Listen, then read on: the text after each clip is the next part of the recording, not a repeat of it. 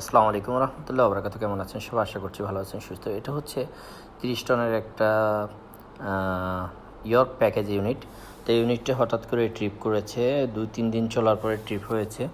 যাই হোক, তো এটা আমরা আসার পরে আমাদের সমস্ত সাপ্লাই টাপ্লাই চেক করার পরে আমরা এখানে আমাদের এসপিএলপিগুলো চেক করতেছি যে এসপিএলপি ঠিক আছে কিনা। এসপিএলপি চেক করার পরে দেখুন সব ঠিক আছে।